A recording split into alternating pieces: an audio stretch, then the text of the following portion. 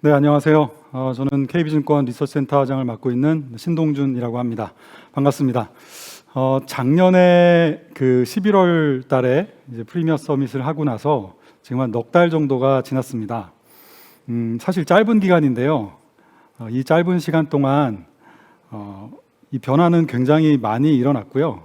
그 과정에 대해서 그리고 또 어떤 것이 달라졌고 또 그러면 우리가 넉 달밖에 안 지났지만 가격이 워낙 많이 바뀌었기 때문에 전체적인 금융시장에 대해서 어떻게 우리가 봐야 되고 전략을 어떻게 짜야 되는지 이런 부분에 대해서 좀 설명을 드리도록 하겠습니다.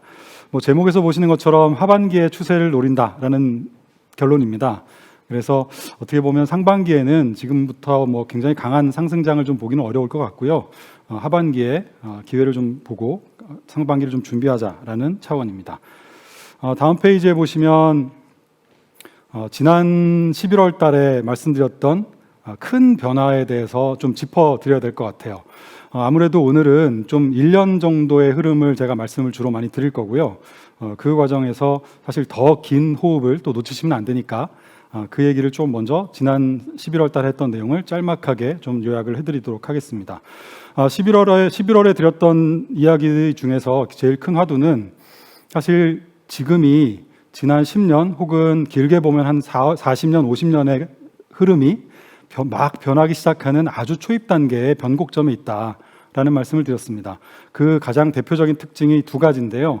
그래서 저희가 더 그레이트 시프트라는 표현을 썼고, 첫 번째는 ESG, 두 번째는 기술 혁신입니다.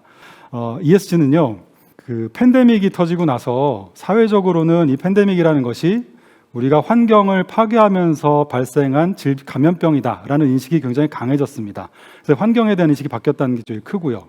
두 번째는 기업의 입장에서도 보면 이제는 재무적인 요소들만 고려해서 경영을 하다가는 이게 수요 기반이 무너질 수가 있겠다. 환경도 보호해야 되고 종업원도 보호해야 되고 이해관계자들, 주주를 포함해서 모든 다양한 이해관계자들의 이해를 우리가 같이 고려해야만 이 기업이 장기적으로 비즈니스를 할 수 있는 환경이 갖추어진다라는 의미입니다. 한때 그 착하게 살자라는 이런 보여주기식 이벤트가 아니라 이제는 전체적인 환경의 생태계를, 기업의 생태계를 기업이 직접 이 비재무적인 요소를 고려하지 않으면 기업이 장기적으로 유지 가능하지 않을 것이다 라는 반성이 이제 ESG로 나타난 것이죠. 사회적인 측면 그리고 기업 측면 말씀드렸고요. 그다음 정부의 입장에서도 한번 생각해 보시면 팬데믹이 터졌기 때문에 금리가 일단 제로로 내려갔죠. 일자리는 굉장히 많이 잃어버렸습니다. 그런데 이제 마침 친환경에 대한 고민이 있어요. 이미 그 석탄 에너지보다 신재생 에너지의 발전 단가가 훨씬 싸져 있습니다. 전 세계 GDP의 한 80% 이상 되는 지역에서 이미 발전 단가가 싸져 있어요. 그런데 왜 안 쓰고 있냐면 인프라가 깔려 있지 않기 때문이죠. 그래서 지금은 제로금리의 재정 적자를 일으켜서 막대한 정부가 돈을 빌려서 이 돈으로 일자리를 창출하는 친환경에 대한 인프라를 깔자. 그러고 나면 그 다음부터는 에너지원을 좀 더 싸게 활용하면서 우리가 좀 더 성장할 수 있지 않겠는가 하는 여러 가지 일석삼조 사조의 지금 정책을 뉴딜이라는 이름을 붙여서 뉴딜 친환경 정책들을 펼치고 있는 중입니다.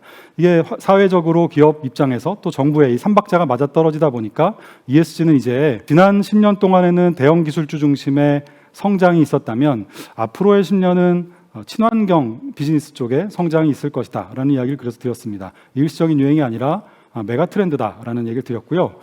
두 번째는 이제 향후의 경제 성장 동력이 지난 40~50년은 주로 사람과 자본을 투입해서 성장하는 시대였습니다. 예를 들면 기업이 성장하는 방법은요. 싼 지역으로 공장을 이동하고 그리고 그 지역에서 싼 노동력을 뽑아서 환경오염을 좀 발생시키더라도 본사에 있는 기술을 이전해서 빵 찍어내듯이 계속 양적으로 팽창할 수 있는 시기가 지난 40~50년 동안의 시기였습니다.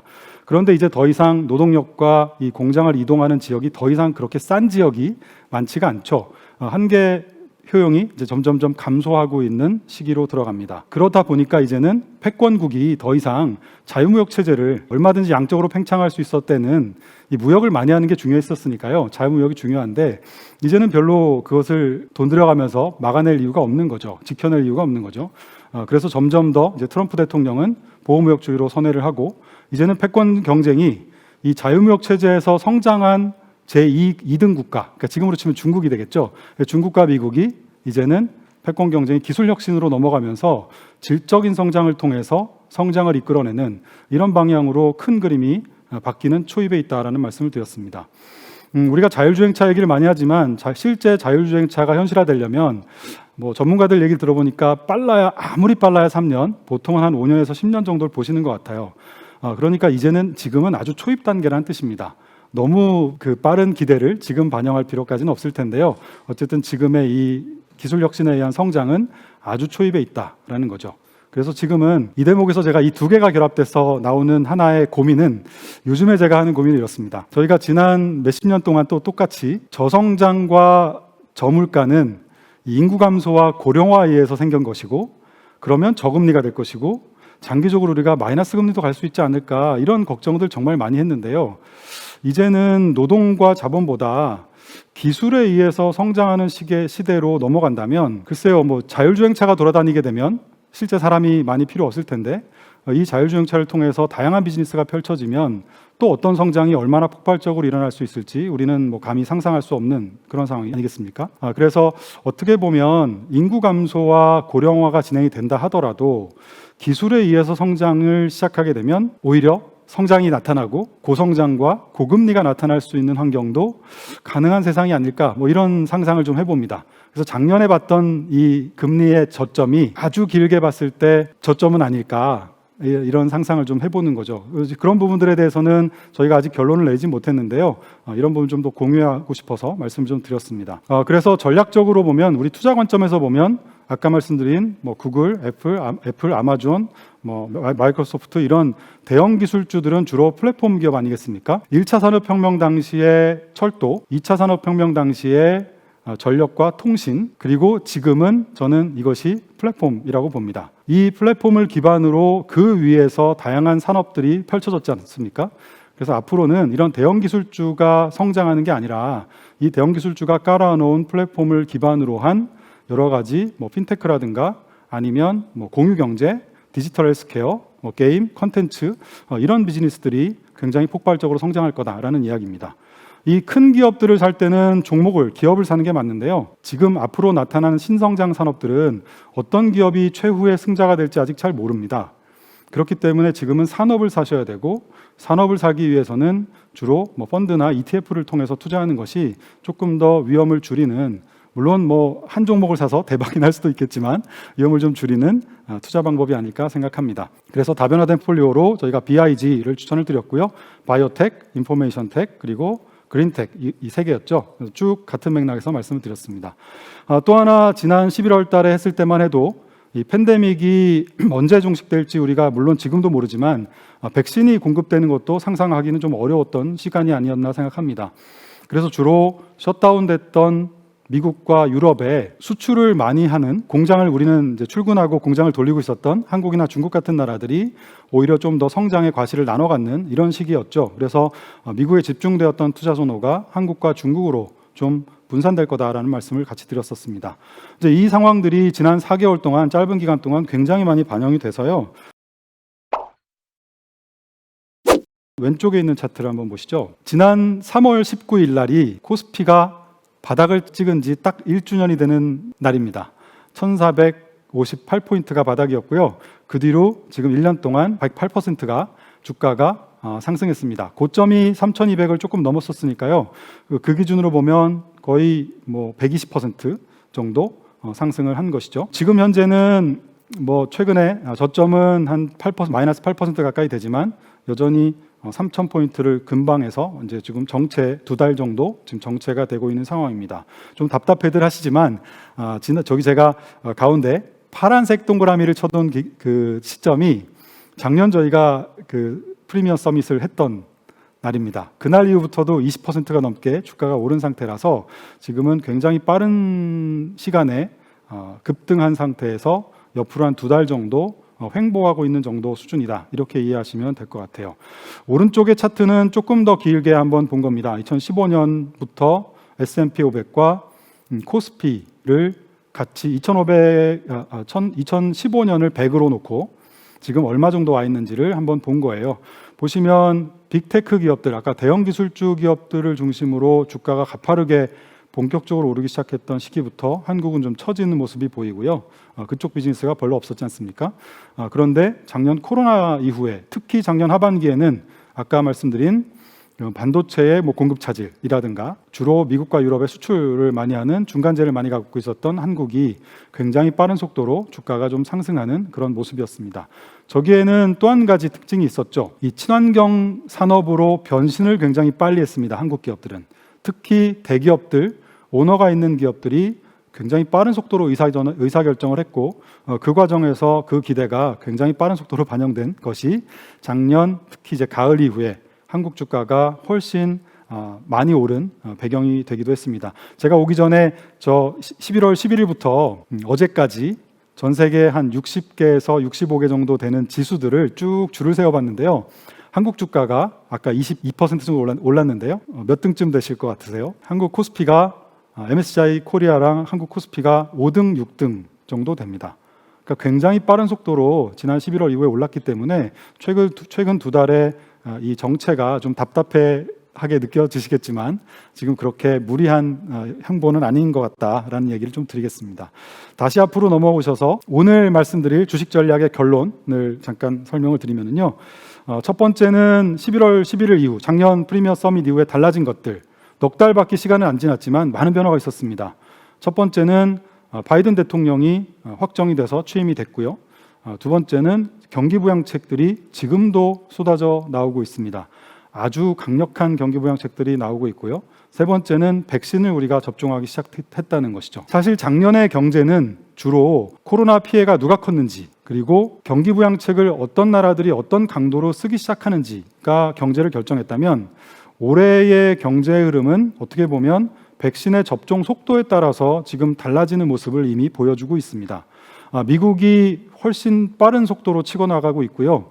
유럽이 지금 같이 오다가 조금 처지고 있는 상태예요. 그렇다 보니 지금 미국 중심으로 환율이 달러가 다시 강해지고 금리가 상승하고 미국 쪽으로 다시 돈이 흘러가면서 미국의 성장에 대한 기대가 커지면서 어떻게 보면 이머징은 조금 불리해진 그런 환경입니다. 그래서 한국하고 신흥시장은 너무 미국이 좋아서 생기는 이제 걱정거리죠. 통화 정책을 이제 다시 유동성을 조금씩 걷어들이지 않을까. 팬데믹 때문에 푼 돈이었고 팬데믹 때문에 재정을 풀고 금리 인하했는데 이제 접종하고 백신 맞기 시작하고 내년 내후년 정도 되면 글쎄 우리가 마스크는 쓰더라도 일상적인 활동들은 하지 않겠나 이런 기대들을 하지 않겠습니까? 그러면 자연스럽게 이제 유동성을 흡수하면 유동성 때문에 올랐던 주가가 큰 타격을 받지 않을까라는 걱정을 이제 하기 시작했습니다. 이 걱정은 굉장히 자연스러운 걱정이고요. 항상 모든 사이클에서 나타났던 걱정이니까요. 초반에 우리가 드디어 이제 유동성 흡수를 고민해 볼 겁니다라는 이야기를 하는 그 타이밍이 굉장히 중요합니다. 보통 그 타이밍에 주가가 한국을 포함해서 미국이 아닌 주변 국가들은 신흥시장들은 보통은 10% 이상의 조정이 나타나는데요. 중국의 긴축이 겹치게 되면 20% 이상의 조정도 나타나기도 합니다. 다행스럽게 중국은 아직 긴축을 할 단계는 아닌 것 같아요. 그래서 한 10%에서 15% 정도의 조정을 저희는 예상을 하고 있습니다만 그 시점은 한 6월에서 8월 정도가 되지 않을까 생각합니다. 그 부분도 이따 뒤에 조금 더 구체적으로 말씀을 드리겠습니다. 그래서 한국과 신흥시장은 결론적으로는 올해 6월과 8월 사이에 있는 한 번의 큰 변동성을 지금보다 조금 더 이제 큰 변동성을 견뎌내야 하는 그런 입장에 있습니다. 그래서 상반기에는 조금은 힘을 좀 빼시고 좀 자금을 많이 투입하시기보다는 조금은 이렇게 좀 편안하게 단기 매매 정도만 하시면서 위아래 박스를 설정해서 단기 매매 하시면서 오히려 하반기에 아까 6월에서 8월 사이에 저점을 잘 잡으면 하반기에는 굉장히 높은 수준의 수익률이 나타나지 않을까 생각을 합니다. 무엇이 달라졌는가부터 설명을 드리겠습니다. 경제 전망이 굉장히 빠른 속도로 바뀌고 있습니다. 경기 회복이 가속화되고 있는데요. 중심은 물론 미국입니다. 사실 지난달, 지지난달까지만 해도 코로나 이전 수준을 경제 수준을 100이라고 한다면 코로나 때 경제가 역성장을 했다가 마이너스 성장을 했다가 이제 다시 경제가 올라오지 않겠습니까? 그 과정에서 우리나라가 중국에 이어서 전 세계 주요국 중에서는 두 번째로 경기 회복이 빠른 나라였습니다. 왜냐하면 우리는 보조금을 많이 주진 않았지만 어느 정도 일상생활을 하고 있었고요. 거리두기를 하면서 하고 있었고, 기업들도 뭐 공장을 잘 돌리고 있었고, 아까 수출도 이미 작년 9월에 우리나라 수출은 일평균 수출액 기준으로 팬데믹 이전 수준을 회복을 한 상태입니다. 그 정도로 회복이 좀 빨랐죠. 그래서 미국과 격차가 좀 있었는데요. 최근에 이 미국의 경기부양책과 백신 효과가 주입이 되면서 성장률에 대한 전망이 급격하게 바뀌고 있는 중입니다. 3월 초에 OECD가 올해 주요국들의 성장률 전망을 발표했습니다. 한국의 성장률은 올해 3.3%고요. 미국의 성장률은 무려 6.5%입니다. 지난주에 미국의 연준도 올해 미국 경제 성장률을 6.5%로 제시를 한 바가 있습니다. 그만큼 미국의 이 백신과 경기부양 효과가 크다는 거죠. 그래서 미국은 올해 2분기에 우리랑 똑같이 올해 2분기면 코로나19 이전의 경제 규모를 회복을 할 것 같고요. 아주 이례적으로 오른쪽 차트를 보시는 대로 올해 연말 정도면 코로나 이전의 추세로도 회복을 할 수 있을 것 같습니다. 이게 무슨 얘기냐면요. 이 하늘색 차트로 되어 있는 게 실제 경제입니다. 실제 경제의 사이즈죠. 보통 경제가 우상향하다가 충격을 받으면 위기 때마다 뭐 금융위기나 뭐 IT 버블이나 이럴 때마다 역성장했다가 다시 우상향하는 모습을 보입니다. 그랬을 때 보통은 영구적인 손상 혹은 충격이 발생하기 때문에 과거의 추세로 돌아가는, 이 과거의 추세라는 게 제가 까만색으로 살짝 이렇게 그려놓은 게 위기 이전의 추세인데요. 보면은 그 추세로 돌아가는 경우는 거의 없습니다. 금융위기 때 생겼던 충격 때문에요. 2008년 금융위기 때 생겼던 충격 때문에 그때 추세를 팬데믹 터지기 전까지도 10년이 넘었지만 아직도 회복을 못한 상태였습니다. 그런데 지금은 엄청난 경기 부양과 백신 효과 때문에 올해 4분기면 이전 추세로도 돌아갈 수 있다라는 전망을 이제 하고 있는 겁니다. 어떤 요인 때문에 이렇게 그 추세로 돌아가는가에 대해서는 제가 힌트를 드렸죠. 첫 번째는 경기부양책입니다. 미국의 경기부양책은 압도적이었는데요. 무려 4조 6천억 달러를 코로나 팬데믹 이후에 지금 쏟아부었고요. 규모만 그런 것이 아니라 미국 경제가 워낙 크니까 GDP 대비 규모로만 봐도 미국은 GDP의 22%를 지금 돈을 쓰고 있습니다. 직접 지원을 하고 있는 것이죠. 보조금을 준다거나 아니면 뭐 재난지원금을 준다거나 이런 부분들이겠죠. 한국은 3% 정도 수준이고요. 다른 유럽 국가들이 주로 보시면 한 15%에서 10% 사이 정도 돼 있으니까 굉장히 많은 양을 지금 미국 정부가 투입하고 있는 중입니다. 게다가 미국 정부는 1조 9천억 달러가 지금 추가로도 투입이 되고 있고 이번 주에 나온 뉴스를 보시면 3조 달러의 인프라 투자라든가 어떻게 보면 불평등에 대한 그 해소를 위한 부양책을 또 논의를 하고 있는 중입니다. 추가로요. 그만큼 미국 경제의 이 경기 부양책은 굉장히 막대한 규모다라는 거고요. 두 번째는 백신이죠. 미국의 백신은 굉장히 빠른 속도로 보급되고 있습니다. 바이든 대통령이 일간 150만 회를 공약을 했었는데요. 현재 250만 회를 접종하고 있는 상태고 올해 5월에서 6월이면 이것도 점점 빨라지죠. 저희가 2월 초에 했었던 전망은 한 8월 중순 정도 가야 성인의 70%가 접종이 완료돼서 성인 기준의 집단 면역이 형성되지 않을까 기대를 했는데 지금 현지에서 나온 뉴스들이나 속도를 보면 5, 6월 정도면 집단 면역에 대한 가능성이 꽤 높지 않을까 생각합니다. 현재 미국 백악관에서는 5월 달까지 모든 성인들의 접종을 완료할 수 있는 백신을 공급을 끝내겠다라는 이야기를 하고 있는 상태죠. 그래서 미국은 굉장히 빠른 속도로 가고 있다라는 거죠. 그렇다 보니까 다음 페이지에 보시면 이 경제 활동도 회복되고 있습니다. 왼쪽에 있는 차트는 식당을 예약하는 사이트의 식당 예약에 대한 증가율인데요. 빠른 속도로 지금 올라오고 있죠. 두 번째는 오른쪽에 보시면 여행이라든가 아니면 교통에 대한 수요라든가 많이 이제는 돌아다니기 시작했다는 거예요. 그래서 누르고 눌렀던 소비를 서비스 소비나 여행이나 체육관을 간다든가 이런 식당을 간다든가 콘서트를 간다든가 이런 쪽에서부터 빠른 속도로 수요가 올라오고 있는 중입니다. 지난 1차 재난금 때는 주로 우리가 TV 사고, 냉장고 사고, 자동차 사고 이랬지만 지금은 백신을 맞고 돌아다닐 수 있는 기대가 있기 때문에 이런 서비스업에 대한 수요가 굉장히 빠른 속도로 올라오고 있고요. 가계에 지금 지원을 이미 시작을 했지 않습니까? 그래서 소비 여력은 충분히 있는 상태다. 이렇게 보시면 되겠습니다.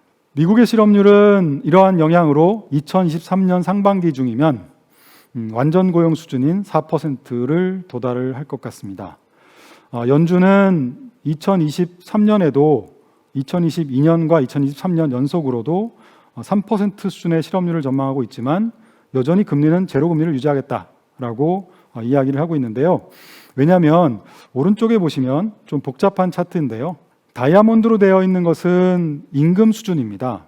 맨 왼쪽에 있는 레저와 접객, 그러니까 음식점, 숙박업 이런 데겠죠. 이런 쪽의 임금이 미국의 업종별로 보면 가장 낮은 임금의 노동자들이 일을 하고 있는 파트입니다. 이 파트는 2013년 이후에 팬데믹 직전까지 300만 명 정도의 일자리를 만들어서 사람을 뽑았는데요. 팬데믹 터지고 3, 4월, 작년 3월, 4월 2달 동안 800만 명의 일자리가 사라졌습니다. 굉장히 큰 타격을 이번 코로나로 인해서 받았죠. 주로 취약한 저임금 노동자들이 받았고 현재 그 뒤로 조금씩 이 일자리가 회복되고 있지만 한 60% 정도 수준밖에 올라오지를 못했습니다. 그래서 계속 지금 연준에서 이야기하고 있는 것은 이러한 취약계층까지도 팬데믹 이전 수준으로 돌아갈 때까지, 일자리를 회복할 때까지 우리는 계속해서 부양적인 기조를 유지하겠다라는 것을 여러 차례 다양한 경로로 강조를 하고 있는 중입니다. 혹자는 흑인 실업률 타겟팅이라고 표현할 만큼 가장 약한 계층의 실업률이 올라올 때까지, 다 예전을 회복할 때까지, 내려올 때까지죠. 회복할 때까지 기다리겠다라는 이야기를 하고 있는 겁니다. 이렇게 강하게 연준은 부양책을 유지하겠다고 하고 있고 경제는 굉장히 빠른 속도로 회복되다 보니까 너무 좋아서 이제는 걱정거리가 생기기 시작했습니다. 바로 물가입니다. 지난 5년 평균 대비 대부분의 원자재 가격들은 한 15%에서 한 30% 수준으로 다 올라와 있고요. 최근 유가가 아주 급등하고 있지 않습니까? 그런 것도 같은 맥락이겠죠. 오른쪽에 보시면 주택가격 지수도 선진국들을 중심으로 빠른 속도로 올라가고 있습니다. 우리나라만 그런 것이 아니죠. 이 주택가격은 주로 주거비와 연결되어 있고요. 주거비가 소비자 물가에서 차지하는 비중이 우리나라는 별로 크지 않지만 이 통계상으로요. 미국은 굉장히 큰 비중을 차지하고 있습니다. 제 기억에 한 40% 정도 됐었던 걸로 기억하는데요. 30에서 40%. 그렇기 때문에 이 주택 가격이 후행적으로 계약 시점부터 이제 1년 정도 지나고 해서 반영이 되기 시작하는 시점이 되면 물가를 빠른 속도로 밀어 올릴 수 있지 않을까라는 걱정을 하기 시작했습니다. 유가 얘기를 조금 더 드리려고요. 아까 유가가 저점 대비해서 굉장히 빠른 속도로 지금 올라오고 있는데요. 이미 60불대 초반까지 올라온 상태고 올해 주요 자산 가격들 중에서 가장 많이 오른 시장 중에 하나입니다. 근데 유가는 참 아이러니한 것이요. 물론 수요가 회복되고 이제 돌아다니기 시작하고 운송 수요, 비행기를 타서 국내 여행이라도 좀 가고 싶고 이런 수요 때문에 자동차 타고 그래서 올라오는 것도 있지만 아이러니하게도 탈석탄 정책, 친환경 정책 때문에 유가가 오르는 부분이 훨씬 더 밑바닥에 좀 깔려 있습니다. 예를 들면 주요 에너지 기업들은 어떻게 보면 생존과 관련된 게 아니겠습니까? 2030년, 40년이 되면 지금보다 전기차가 많이 다닐 것이고 전기로 다른 친환경 에너지를 더 많이 사용할 거기 때문에 이 석유를 근간으로 비즈니스하는 기업들은 이미 수년 전부터 에너지 전환 정책들을 도입해서 진행하고 있는 중입니다. 왼쪽에 있는 차트는 미국의 3대 주요 에너지 메이저 기업들의 자본 지출인데요. 빠른 속도로 줄이고 있죠. 엑소모빌이라든가 쉐브론이라든가 이런 기업들입니다. 이미 투자를 줄이고 있고 옛날 같으면 이 정도 유가 올라오면요. 미국의 셰일 오일을 이제 생산해내면서 주로 유가를 좀 진정시키는 역할을 해줬습니다. 근데 최근에는 셰일 기업들 조용합니다. 왜냐하면 역시 셰일 기업들에 투자하고 있는 그런 생산 시설에 투자하고 있는 이 투자 은행들이 역시 또 더 이상 투자를 집행하고 있지 않습니다. 셰일에 대한 혁명이 과연 얼마까지 이어질 수 있을지가 의문이 될 만큼 지금은 친환경 정책으로서의 전환이 어떻게 보면 에너지의 쇼티지, 전통 에너지의 공급 부족 사태를 좀 가져오고 있는 사태라고까지 표현할 건 아니겠습니다만 묵직하게 공급 부족을 야기하고 있는 그런 국면이 수요 회복과 지금 겹쳐져 있습니다. 저희는 이런 구조적인 유가의 강세가 제가 구조적이라고 표현한 이유는 이 수급상으로 밸런스가 좀 깨졌다는 뜻입니다. 이런 구조적인 유가의 강세는 내년 상반기까지 이어질 가능성이 높아 보입니다. 내년부터는 이 수요와 공급의 밸런스가 좀 어느 정도 균형이 맞아서 그 이후까지 그렇게 강하게 유가가 올라갈 것 같지는 않습니다. 그래서 저희는 올해 연말 기준으로 보면 한 70불대 초반 WTI 기준으로 유가는 꾸준하게 상승할 가능성이 높다라고 봅니다. 당연히 물가에 대한 걱정을 높이는 요인이겠죠. 그래서 이렇게 유가가 오르게 되면 기대보다 지금 유가가 좀 더 오르고 있기 때문에 당연히 물가 상승률에 대한 전망치를 좀 올려야 될 거고요.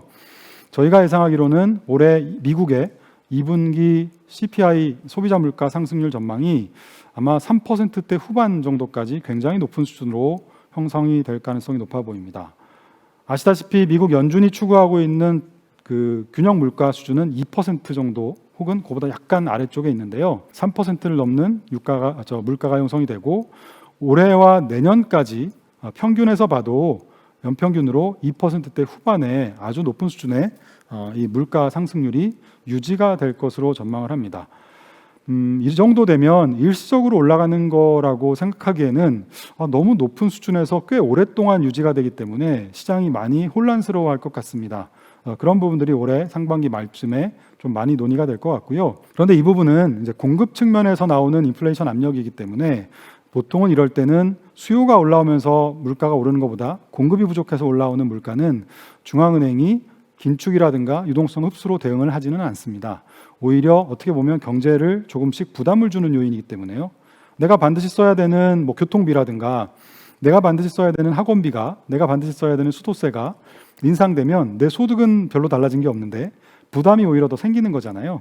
그래서 이럴 때는 금리를 인상하거나 이렇게 대응하지는 않거든요. 그래서 저는 이 공급 측면의 인플레이션 압력 때문에 조금 시장이 놀래고 걱정할 수는 있어도 이 부분이 연준의 긴축으로 연결될 가능성은 통화정책 정상화로 연결될 가능성은 상대적으로 굉장히 좀 낮다라고 판단을 하고 있습니다. 네, 여기서부터는 이제 금리 얘기를 좀 드리려고요.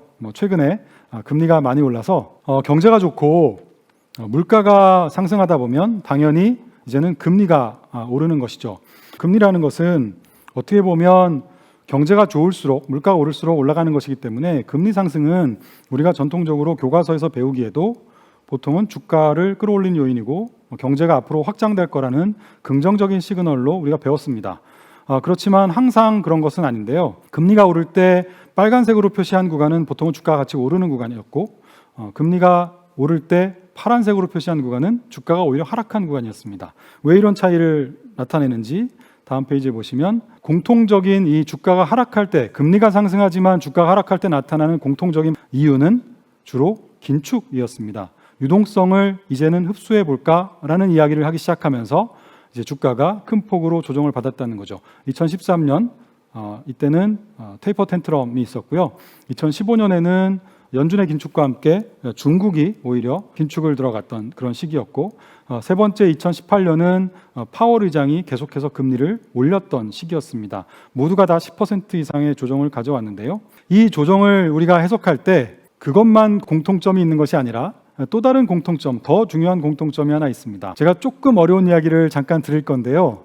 이제 올해 내내 이 금리 이야기를 들으셔야 되고 공부하셔야 되니까 이 부분 하나 좀 알아두셔야 될 것 같습니다. 우리가 10년짜리 금리의 숫자가 있잖아요. 지금 예를 들면 1.7%다. 그럼 1.7이라는 이 숫자를 어떻게 만드느냐라는 겁니다. 1.7이라는 숫자를 이렇게 만기가 여기가 0이고 0년에서 10년까지 이렇게 있다면 이 네모난 막대기가 10년짜리 금리겠죠. 그러면 여기에서 인플레이션을 걷어냅니다.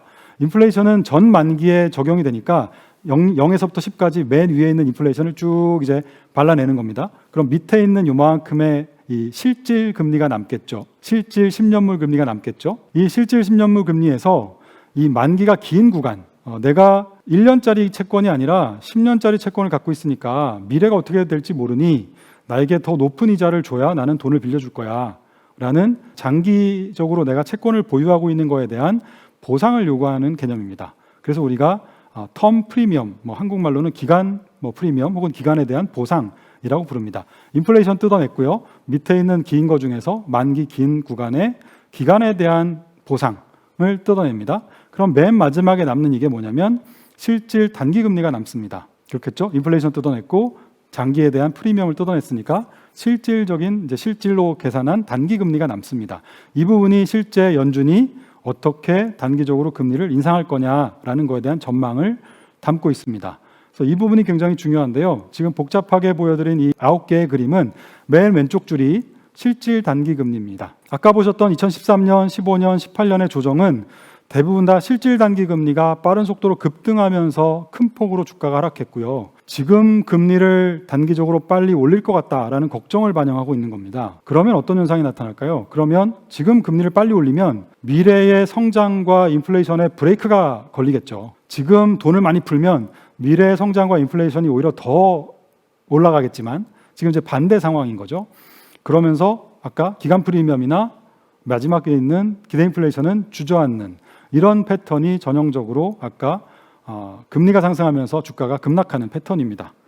그런데 지금의 금리 상승은 주로 왼쪽 차트에서 보시듯이 주로 실질금리가 단기 실질금리가 빠른 속도로 내려가고 있고요. 기간 프리미엄이나 기대 인플레이션은 오히려 상승하고 있습니다. 저 얘기는 뭐냐면 시장은 연준이 당장 금리를 올릴 거라고 기대하지 않는다는 뜻입니다. 하지만 오히려 너무 천천히 올려서 너무 안 올려서 미래의 성장과 인플레이션에 대한 불확실성이 커지니까 어떻게 보면 금리가 상승하는 거고요. 그런 과정에서 주가가 크게 하락했던 적은 거의 없었습니다. 미국 기준으로 일단은 보면은요, 거의 없었습니다. 그래서 지금의 조정은 그렇게 크게 걱정할 단계는 저는 아니라고 보고요. 오히려 아까 제가 6월에서 8월 사이에 실질 단기 금리가 올라갈 수 있는 한 1, 2년 안에 연준이 뭔가 정책을 바꿀 수도 있겠다라는 걱정을 하면 이제 실질 단기 금리가 오르고 아까 기대 인플레이션과 기간 프리미엄이 주저앉는 이런 패턴이 나타날 텐데요. 그때가 오히려 조금 조정폭이 커질 수 있는 시점이라고 보시면 되겠습니다. 그래서 저희가 지금 경제 성장률과 물가를 감안해서 연준의 이 정책이 어떻게 바뀔지를 한번 저희가 시나리오를 한번 그려봤습니다. 아까 제가 2023년이면 완전 고용에 도달한다고 말씀드렸습니다. 그러면 아까 취약계층까지도 어느 정도 일자리를 다시 찾지 않겠는가라는 건데 그 정도 되면 연준이 금리 인상을 시작하지 않을까 싶은 거죠. 지금 연준은 2013년 말까지도 금리를 올리지 않고 있다고 하지만 완전 고용에 달성하는 2013년이면 그래도 올리는 게 미래의 버블을 방지하는 데 조금 도움이 되지 않겠나 하는 생각을 저희도 좀 합니다. 그래서 2013년부터 올린다는 전망을 일단 해보고요. 한 번이라도요. 그러면 한 6개월 전, 1년 전인 내년 상반기 정도부터는 이제 양적 완화의 규모를 지금은 한 달에 1,400억 달러씩 채권을 사주고 있는데 이거를 1,300억 달러, 1,200억 달러씩 사주는 양을 좀 줄이는 이런 정책을 시작을 해야 되지 않겠습니까?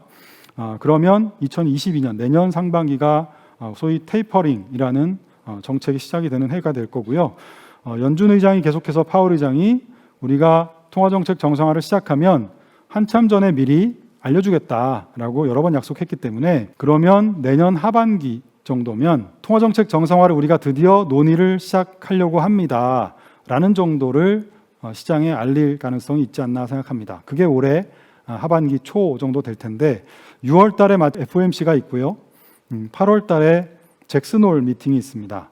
이 부분이 아마 연준에서 뭔가 시장과의 커뮤니케이션을 조금 바꾸는 그런 적절한 타이밍이 되지 않을까 생각합니다. 그래서 저희는 6월에서 8월 사이가 지금보다 조금 더 하락폭이 좀 클 수 있는 10% 이상의 조정이 나올 수 있는 그런 시기라고 보고 있습니다.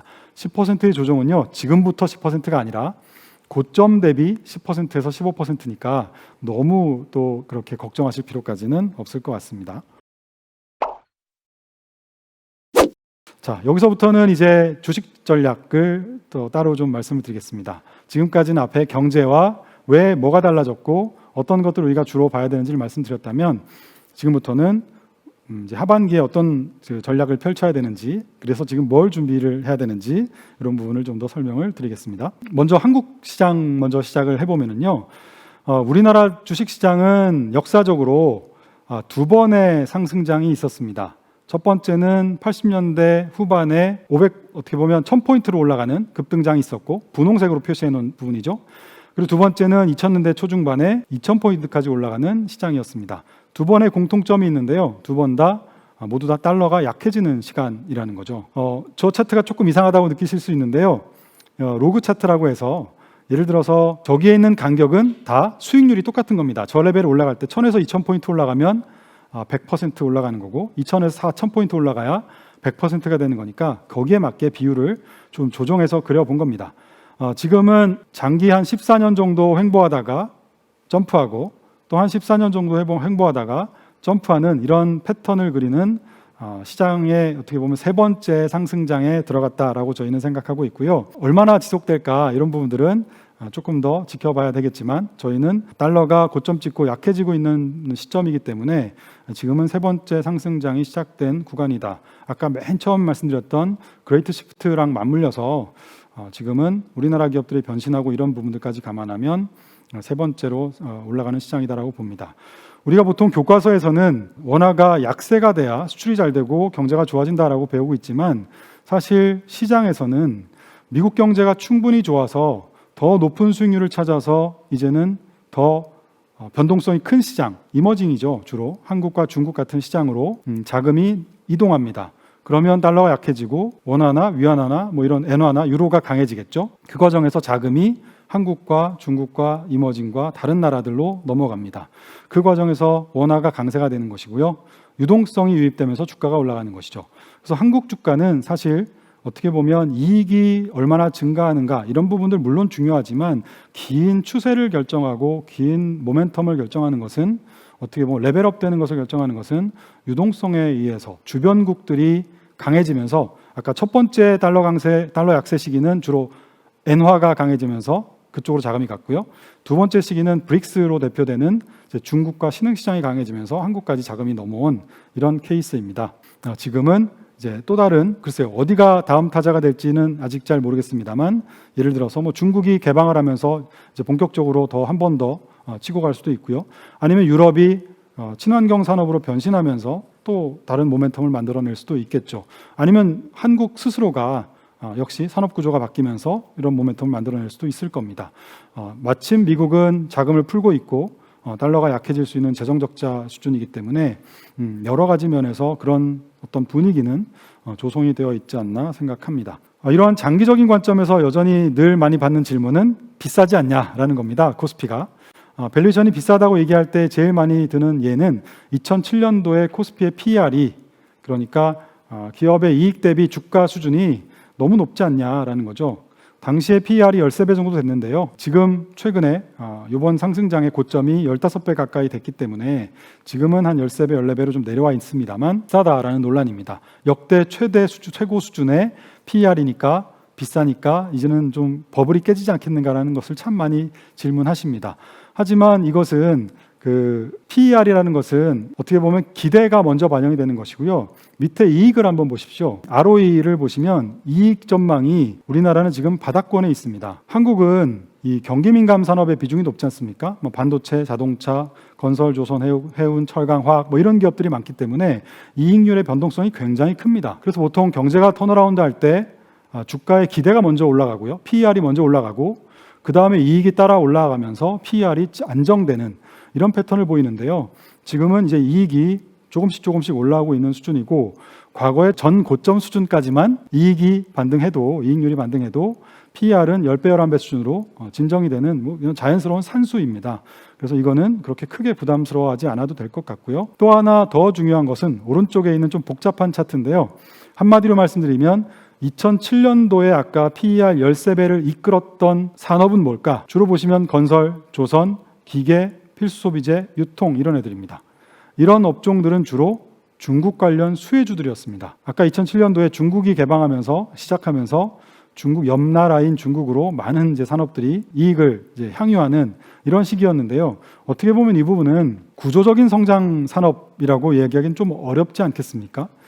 그래서 이제 금방 이제 하락하고 힘든 기간을 우리가 지냈는데 밑에 최근에 이 PER을 13배, 14배까지, 15배까지 끌어올린 업종들을 보시면 주로 건강관리, 소프트웨어, IT 가전, 화학, 화장품, 의류 이런 섹터들입니다.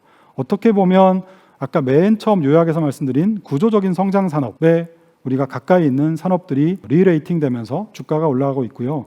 오히려 아까 전통적인 자동차, 은행, 반도체, 보험, 건설, 통신 이런 섹터들은 여전히 PER을 누르는, PER을 깎아먹는, 평균을 깎아먹는 위치에 있습니다. 이들 기업들이 지금 예전의 자동차가 아니고 예전의 통신이 아니고 예전의 건설이 아니기 때문에 예전의 철강이 아닌 것처럼요. 이런 기업들이 올라오면서 충분히 우리는 PER이 한 단계 레벨업 될 수 있는 여지가 있지 않을까 생각합니다. 아시다시피 미국의 PER이 22배 정도 되고요. 그렇게 올라가기 전까지도 10배 후반대에 있었기 때문에요. 한국 산업들의 변신을 감안하면 가능한 이야기가 아닐까 상상을 좀 해봅니다. 이렇게 한국 기업들은 굉장히 빠른 속도로 변하는데 변신의 귀재라고 볼 수 있을 텐데요. 1년 만에 이렇게 성장의 동력을 아까 건설, 화학, 조선, 기계, 철강 이런 무거운 산업 중심에서 신성장 산업으로 이렇게 변신시킨 사례가 아마 없을 겁니다. 이렇게 변신하는 것도 중요하지만 또 하나는 보통은 성장 기업이라고 하면 우리가 아마존이나 테슬라의 사례에서 보는 것처럼 이익은 낮거나 나오지 않더라도 왜냐하면 투자를 계속하니까요. 매출은 성장이 나타나야지 우리가 성장주라고 보통 부릅니다. 그런데 코스피가 지난 아까 여러 14년 동안 정체했다 올라가고 정체했다 올라가는데 이 정체했을 때의 어떻게 보면 원인은 방금 말씀드린 이 중후장대 산업들, 큰 무거운 산업들이 중국 이후에 동력을 잃어버리고 원자재 가격이 하락하면서 아주 침체기에 빠져 있었고요. 매출이 급락했고요. 어떻게 보면 생존을 걱정했을 만큼. 두 번째는 삼성전자가 갤럭시 출하를 처음에 2013년인가요? 만들어낸 이후에 이익은 늘었지만 매출은 굉장히 정체된 상태에 있었습니다. 그렇지만 지금은 한국 기업들의 색깔이 바뀌고 있고요. 신성장 산업 중심으로 화학은 2차 전지나 태양광으로 그리고 기계업종은 풍력으로 또 이 반도체도 삼성전자도 비메모리 중심으로 이렇게 전환을 하고 있는 중이기 때문에 우리가 오른쪽에 보시는 대로 매출에 대한 전망이 화학이나 삼성전자의 매출액 전망이 굉장히 빠른 속도로 올라가고 있습니다. 지금 애널리스트들의 추정치는 상당히 보수적입니다. 아까 보셨지만 바닥권에 있거든요. 그런데 지금 저 매출액 전망만 해도 굉장히 빠른 속도로 올라가고 있어서 주로 매출액은 잘 틀리지 않기 때문에 매출액이 올라가는 걸 감안했을 때 한국 코스피가 조금 더 장기적으로 보면 성장할 수 있는 여지가 있다라고 저희는 보고 있습니다. 장기적인 얘기를 마무리하고요. 이제 중기적으로 올해 얘기를 좀 해보겠습니다. 말씀드린 대로 한국과 신흥시장은 상반기에는 제가 긴축 이슈라고 써놨지만 정확한 표현은 긴축이 아니라 긴축은 경제가 너무 좋아서 브레이크를 걸어버리는 게 긴축이고요. 이 통화정책의 정상화라고 하죠. 앰뷸런스를 타고 응급실에 환자가 와서 의식이 없던 환자를 살렸습니다. 이제 의식은 돌아왔고요. 그러면 중환자실로 옮겨야죠. 응급실에 놔두면 안 되지 않습니까?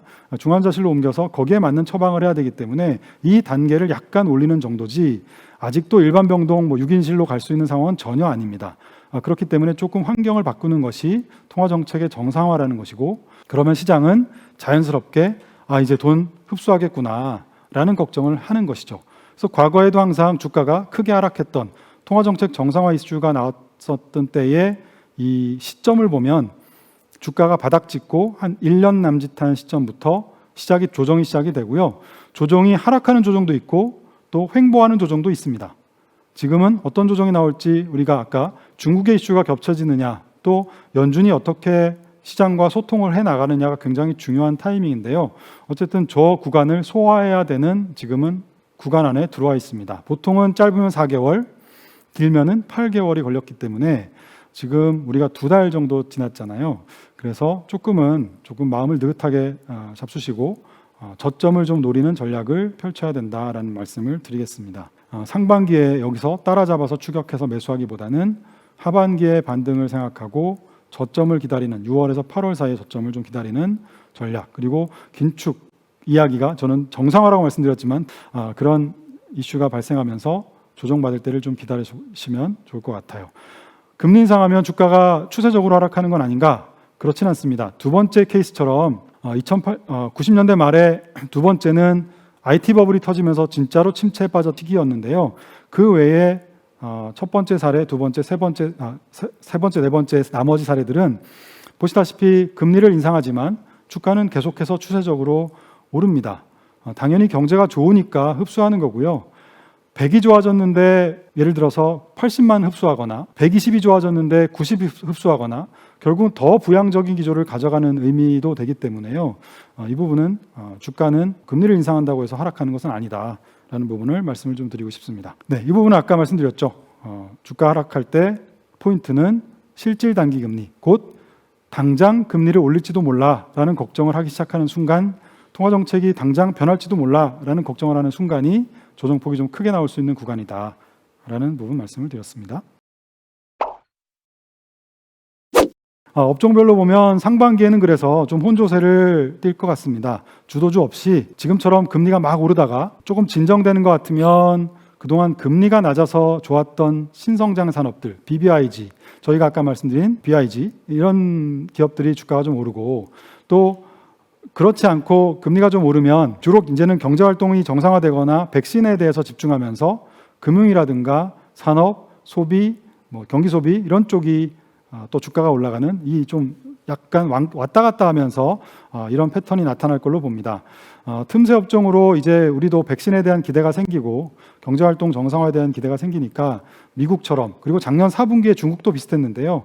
예를 들면 컨택 소비죠. 이제 언택이 아니라 컨택 소비라고 해서 의류, 여행, 미디어 레저, 이제는 공연도 좀 봐야 될 것 같고 이런 쪽으로 조금씩 넘어가서 이런 쪽은 조금 더 긍정적인 흐름을 보일 걸로 예상을 하고 있습니다.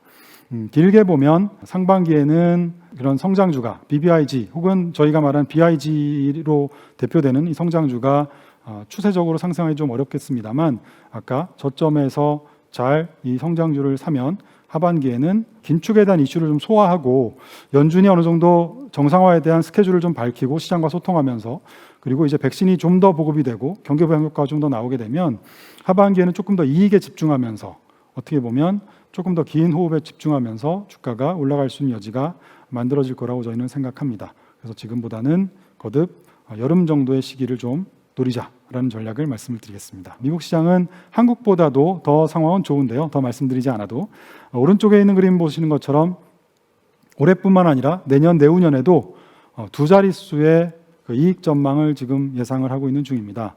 하지만 미국도 똑같이 지금 디지털세를 신설하자라든가 법인세를 인상하자든가, 왜냐하면 이제는 경제가 어느 정도 회복이 됐고 소득이 좀 올라오고 있는데 주로 언택 기업들이 돈을 많이 벌었고요. 금융기관들이 돈을 많이 벌었기 때문에 이 대형 기술주들에게서 조금 더 세금을 걷거나 아니면 거액 소득자들에게 일부 세금을 좀 더 올리는, 트럼프가 감세한 만큼의 중간 정도로 세율을 올리는 이런 정책들이 논의가 되고 있는 중입니다.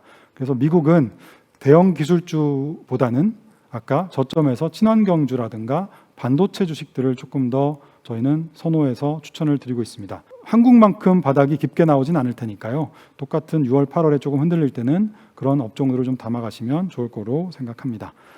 중국도 비슷합니다. 중국도 중국 자체의 긴축 이슈가 아니고요. 미국 금리 올라갈 때 중국도 똑같이 그동안 친환경 주식들, 신성장 산업 주식들 이런 기업들의 주가가 안 좋고, 또 조금 금리가 진정되면 이 기업들이 반등하는 이런 패턴이 반복됩니다. 중국은 금리를 인하한 게 없습니다. 그래서 사실 긴축이라는 것이 유동성을 조금씩 부동산에 과열이 생길까 봐 조금씩 지나치게 풀었던 것을 줄이는 형태이기 때문에 미국의 긴축, 아까 통화정책 정상화 이슈가 잘 넘어가면은 하반기에 중국도 친환경 산업들 중심으로 상승률은 괜찮을 거라고 봅니다. 같은 맥락에서 추천을 좀 드리고 있습니다. 마지막 페이지에는 상상해보자라는 겁니다. 즐거운 상상입니다. 아까 제가 맨 처음에 주식시장의 맨 처음에 장기적으로 코스피가 레벨업 되는 아주 초입에 있다라는 말씀을 드렸고, 어떻게 보면 그동안 우리가 늘 기대했던 드디어 한국 코스피의 리레이팅이 나오는 초입이 아닌가라는 거죠. 거듭 지금부터 1년 동안 다 올라간다는 뜻이 아니고요. 꽤 오랜 동안 또 주가는 올라가겠죠. 그 과정에서 어떤 시나리오면 어느 만큼 주가가 올라갈 수 있는지 한번 계산해 본 겁니다. 오른쪽에 있는 차트는 리레이팅 후보 산업들인데요. 보통은 아까 매출이 올라가야 기업들이 더 성장하고 변신하는 걸로 우리가 본다면, 이미 화학 업종은 2차 전지라고 보시면 되죠. 반도체와 화학 업종은 이미 PBR이 장부가 대비 주가가 2배 수준으로 지금 올라와 있습니다. 오른쪽 차트에 2.0에 거의 올라와 있죠.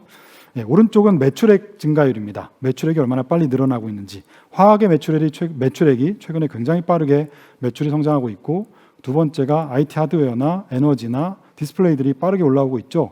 그래서 이들이 이제 신성장 산업으로 변신할 수 있는 후보가 아닌가라고 저희가 생각을 한 거고, 그 순서대로 맨 위에부터 적은 겁니다. 화학, 그 다음에 두 번째는 화학과 IT 하드웨어가 변할 때, 세 번째는 거기에 에너지 기업까지 변할 때, 네 번째는 거기에 자동차까지 변할 때, 어떻게 어느 수준으로 변하냐면 반도체와 2차 전지 수준인 PBR 2배로 변할 때가 맨 왼쪽이고요.